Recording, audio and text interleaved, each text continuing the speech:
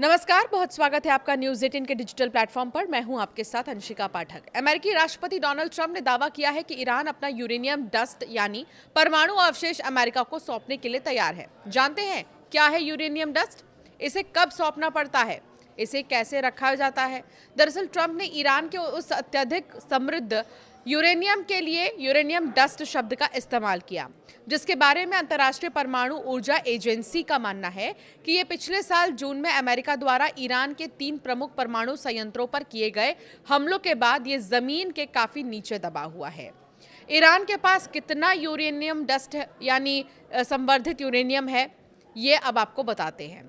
जून में अमेरिका और इजराइल द्वारा ईरान पर हवाई हमले शुरू करने से पहले माना जाता था कि ईरान के पास 400 किलोग्राम से ज्यादा 60% एनरिच्ड यूरेनियम है।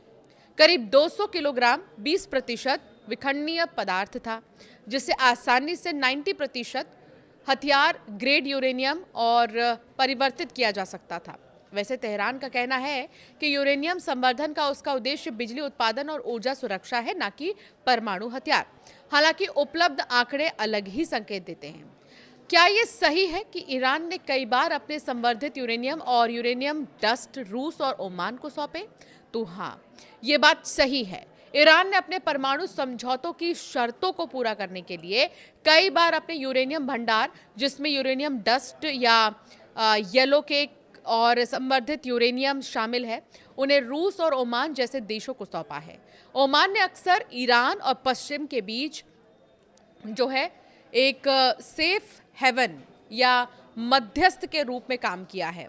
ऐसा करना क्यों ईरान के लिए ज़रूरी है, अब ये सवाल आता है।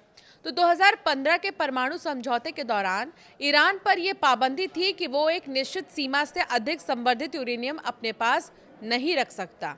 इस सीमा को बनाए रखने के लिए ईरान ने अपना कई टन लो एनरिच्ड यूरेनियम रूस को भेजा था। इसके बदले में रूस ने ईरान को प्राकृतिक यूरेनियम दिया था, जिसका उपयोग ईरान अपने असैन्य परमाणु ऊर्जा कार्यक्रमों के लिए कर सकता था। ये एक तरह का मान्य विनिमय था। क्या भारी जल को भी सौंपना पड़ता है? क्या ईरान ने इसे सौंपा है? तो हाँ, ईरान ने अपने परमाणु कार्यक्रम से निकले भारी जल के अतिरिक्त स्टॉक को ओमान भेजा था, ताकि अंतर्राष्ट्रीय निरीक्षक संतुष्ट रहे कि ईरान सीमा का उल्लंघन नहीं कर रहा। ऐसा करना ईरान के लिए इसलिए ज़रूरी है ताकि वो परमाणु बॉम्ब नहीं बना सके। ईरान की एटॉमिक डस्ट कहाँ दबी हुई है, अब ये सवाल उठता है। ऐसा माना जाता है कि ईरान की यूरेनियम भंडार का अधिकांश हिस्सा एक पहाड़ी के मलबे के नीचे दबा हुआ है, जिसे उस समय के ट्रंप के आदेश पर किए गए अमेरिकी बॉम्ब विस्फोटों में नष्ट कर दिया गया था, जिसके बारे में उन्होंने दावा किया था कि इसने तेहरान के परमाणु कार्यक्रम को पूरी तरह से नष्ट कर दिया था। हालांकि इंटरनेशनल एटॉमिक एनर्जी एजेंसी यानी कि IAEA के महानिदेशक राफेल ग्रॉसी के अनुसार ईरान की परमाणु सामग्री मुख्य रूप से उन 3 स्थलों में 2 पर रखी हुई है जिन पर अमेरिका ने हमला किया था। इस्फहान में परमाणु परिसर में एक भूमिगत सुरंग और नतान्ज में एक स्टोर में रिपोर्ट्स में दावा किया गया है कि ईरानियों के पास यूरेनियम संवर्धन के लिए सेंट्रीफ्यूज है और एक नया भूमिगत संवर्धन स्थल स्थापित करने की क्षमता भी है।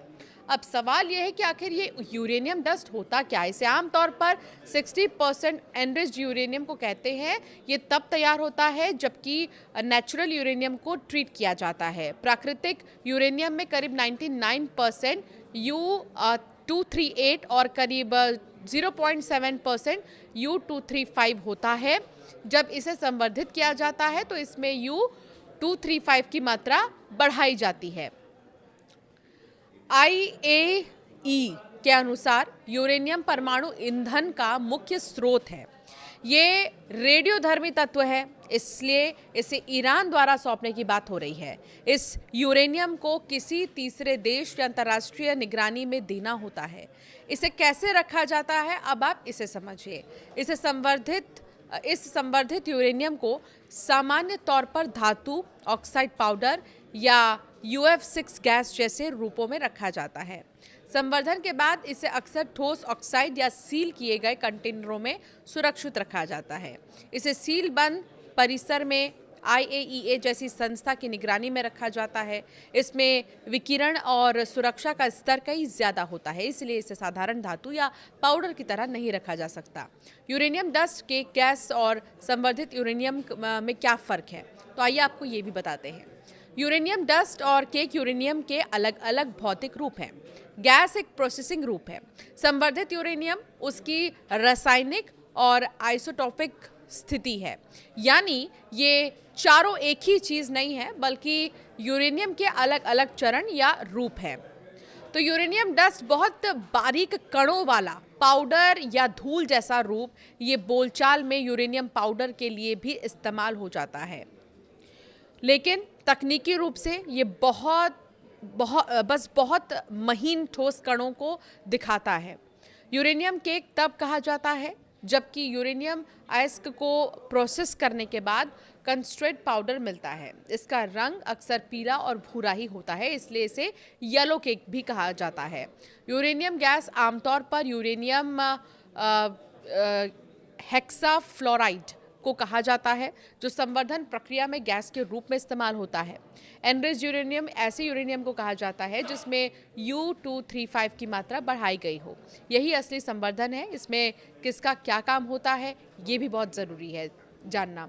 तो धातु यूरेनियम को रासायनिक प्रोसेसिंग के बाद येलो केक बनाया जाता है। येलो केक से गैस बनाई जाती है ताकि संवर्धन प्लांट में काम हो सके। गैस से एनरिच्ड यूरेनियम बनाया जाता है। इस स्थिति में इसे फिर से गैस के ठोस में बदल दिया जाता है। तो कुल मिलाकर यूरेनियम क्या है ये तो आप समझ गए होंगे, और साथ ही इसको लेकर तमाम तरह की चर्चा भी बहुत ज़्यादा अब होने लगी है। लेकिन अमेरिका की तरफ से तमाम दावे किए जा रहे हैं कि ईरान जो है यूरेनियम डस्ट देने को लेकर जो है सहमत नज़र आ रहा है। लेकिन अभी आगे देखना होगा कि ईरान और अमेरिका की बात और किन चीज़ों को लेकर हो रही है और मिडिल ईस्ट के हालात पर क्या असर इसका पड़ेगा।